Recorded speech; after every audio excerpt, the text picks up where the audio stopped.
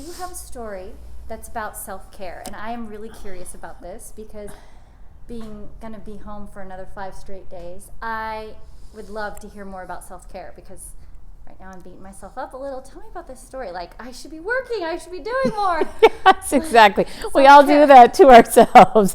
We have to prioritize ourselves, number one. And I know it's an old cliche, but it's so true what they say on the airplanes that put on your own oxygen mask first.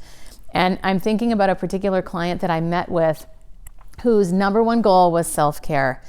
When we met, though, just to paint this picture, she's sitting there rushing through our lunch. She kept looking at her watch. She could barely look me in the eye.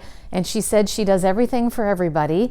And she seemed okay with that, but I could tell she definitely looked like a little bit frazzled and clearly extremely busy. So I gave her an exercise specifically around vision. What did she want to create for her life? And many of you have done vision boards. And in this particular exercise that I have people do is I have them draw using the different side of your brain. So get a bunch of markers and crayons out and you start draw, but you create a very specific timeline. So let's say 5 years from now, you draw what you want your life to look like. She did this exercise, and truth be told, she ended up doing the vision board with magazines because she said that connected more to her. But she said, I don't know what it was, but you unleashed something in me.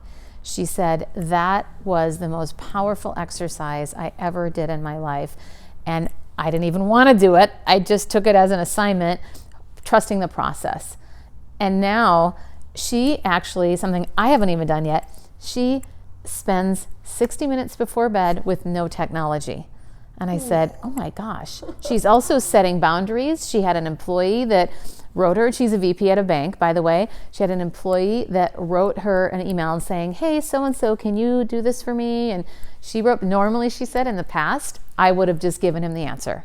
But this time I said, hey, we'll just call him John. Hey, John, do you remember that link that I sent last week? That has all the information there. So if you just save that to your favorites, you can reference it anytime. So she taught him to fish. And she is now prioritizing herself.